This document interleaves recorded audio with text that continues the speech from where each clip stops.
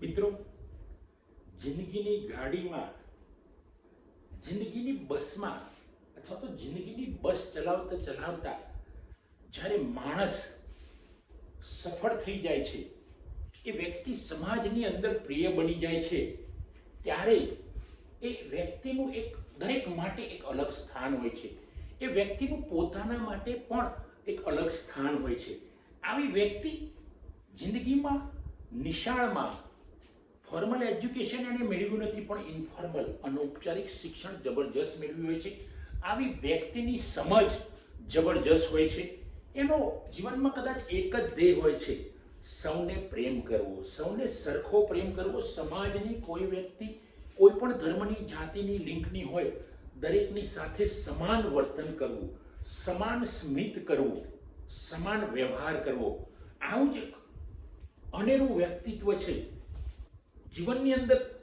આમ તમે એને મળો તો તમને લાગે નહીં કે આ વ્યક્તિ આટલી સફળ હશે.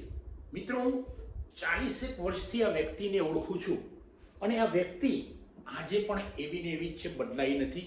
આ વ્યક્તિ છે મારા મિત્ર મુસ્તુફાભાઈ. મુસ્તુફાભાઈ એટલે બસ ડ્રાઈવર. બસ ડ્રાઈવરમાંથી નિવૃત્ત થઈને અત્યારે હાલ સરસ જિંદગી જીવે છે. કનાઈ જેવા નાનકડા ગામમાં એ રહે છે અને ગામમાં પણ એક અલગ પ્રકારનો વહાલ વરસાવે છે. આ ગામની અંદર એક સર હતા, નસીરુદ્દીન સાહેબ, એ મારા ગુરુ રહી ચૂકેલા છે. એ પણ એક અદ્ભુત વ્યક્તિત્વ. કનાઈ ગામ ખોબા જેવડું ગામ છે, પણ પ્રેમ એનો કુવા જેવો છે. મુસ્તુફાભાઈનો પ્રેમ કુવા જેવડો છે, દરિયા જેવડો છે. મિત્રો, તો આવા મુસ્તુફાભાઈ એ એસટીની અંદર, હિંમતનગરની અંદર ડ્રાઈવર હતા. 40 વર્ષ પહેલાની મિત્રો વાત કરું હું, એ વખતે સ્કૂલિંગમાં હોઈશ, સ્કૂલિંગ કરતો હોઈશ, એ વખતે 7મા 8માંથી મુસ્તુફાભાઈનો બસમાં અપડાઉનમાં અમારો સથવારો ચાલુ થયો. અને મુસ્તુફાભાઈ મારા માટે તો મારા અંગત મિત્ર બની ગયા વર્ષો સુધી. આજે પણ દિવસમાં મુસ્તુફાભાઈને અમે ક્યાં જ વાર બંનેને એકબીજાને યાદ કરીએ, અને મહિનામાં એકવાર એમનો ફોન આવી જાય, એકવાર હું કરી દઉં. 15 દિવસે અમારે ફોન ઉપર વાત પણ થાય. આમાં મુસ્તુફાભાઈ ડ્રાઈવરની અંદર એમના કરિયર, જે ડ્રાઈવરનું, એસટી બસના ડ્રાઈવર તરીકેનું કરિયર હતું, એની અંદર મિત્રો જબરજસ્ત સફળ થઈ ગયા. કારણ કે એ બસ, હાથ ઊંચો કરો ને બસ ઊભી રાખો, એ તો ઘણા વર્ષો પછી આવ્યો એ સૂત્ર. પણ અમે ભણતા હતા, એ સૂત્રની કોઈને ખબર પણ નહીં. એ વખતે મુસ્તુફાભાઈ ડ્રાઈવર કોઈ પણ સ્ત્રી હોય, કોઈ વૃદ્ધ માણસ હોય અને દોડતું આવતું હોય ધીમે ધીમે અને હાથ ઊંચો કરે તો એ બસ ત્યાં થોભી જતી. વચ્ચે કોઈને મુશ્કેલી હોય તો પણ મુસ્તુફાભાઈની બસ ત્યાં ઊભી રહી જાય. વિદ્યાર્થીઓમાં ખૂબ જ પ્રિય એવું આ મુસ્તુફાભાઈનું પાત્ર. મિત્રો, આ સફળ ડ્રાઈવર છે, આ જિંદગીમાં પણ સફળ ડ્રાઈવર છે. જિંદગીની જે ગાડી ચલાવી છે, જિંદગીની જે એસટી ચલાવી છે, એમાં પણ એ સફળ છે. સદાય હસતો ચહેરો, સ્મિત ક્યારેય એમના ચહેરા પરથી ઓછું ના થાય, અને ગમે તેની સાથે પ્રેમથી મળીને રહેવું. ગમે તેને રોજ બસમાં આવતો વિદ્યાર્થી હોય, વિદ્યાર્થીની હોય, કોઈ પણ હોય, એને એના ઘરના પણ સમાચાર પૂછવા. મિત્રો, અને બસની અંદર ખૂબ જ શાંતિથી ચલાવવું. દરેક વિદ્યાર્થી સાથે એક જાણે શિક્ષક વર્તન ના કરતો હોય એવું આ વર્તન મુસ્તુફાભાઈનું હતું. મિત્રો, એ તો વર્ષો પહેલા નિવૃત્ત થઈ ગયા છે, તો લગભગ 70 ની આસપાસ પહોંચવા આવ્યા છે. પણ જે એમનું વ્યક્તિત્વની વાત કરું, ઘણા લોકોની સાથે મારો સંપર્ક છે મુસ્તુફાભાઈ થ્રુ, અને તો એ મારી સાથે જે અભ્યાસ કરતા મિત્રો હતા, એ પણ મુસ્તુફાભાઈની વાત કરે કે મુસ્તુફાભાઈ એટલે એક અલગ ડ્રાઈવર. અને એટલે તો મેં મિત્રો કહ્યું છે કે એક સફળ ડ્રાઈવર, જિંદગીની બસનો પણ સફળ ડ્રાઈવર અને એસટી બસનો પણ સફળ ડ્રાઈવર.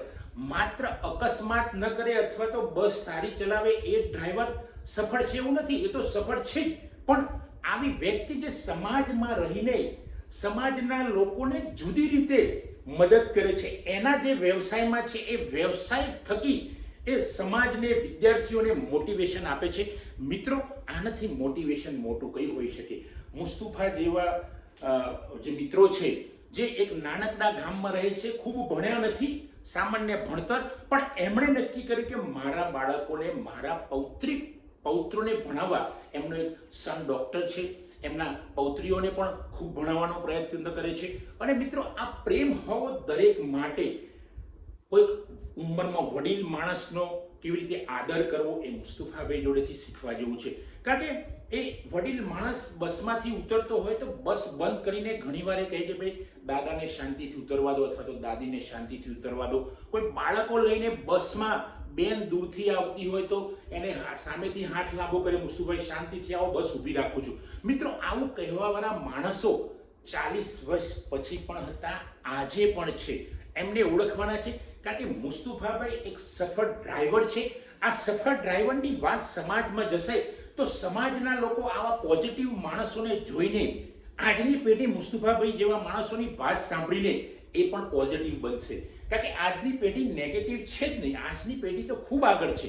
પણ છતાં આવા મુસ્તુફાભાઈ જેવા માણસોની વાત એ સાંભળશે એટલે એમનામાં એક હકારાત્મક ભાવના આવશે અને એ પોતે પણ હકારાત્મકતા તરફ વળશે. તો મિત્રો, આવા એક સક્સેસ ડ્રાઈવરને હું સેલ્યુટ કરું છું. આ વ્યક્તિ તમે જોશો તો એમને સદાય કોઈ પણ જગ્યાએ ઊભા હોય, બસ સ્ટેન્ડ ઉપર, તો બધા એમને બોલે, મુસ્તુફાઈ આવો ચા પીવો.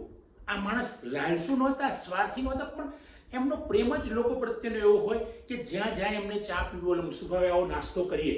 તો આ છે મુસ્તુફાભાઈના જીવનની સફર, અને આ સફળમાં એ ખૂબ સફળ થઈ ગયા. મિત્રો, આ મુસ્તુફાભાઈની વાત સમાજના દરેક ખૂણે ખૂણે, દેશના દરેક ખૂણે ખૂણે પહોંચે, વિશ્વમાં પહોંચે એવી મને ઈચ્છા છે.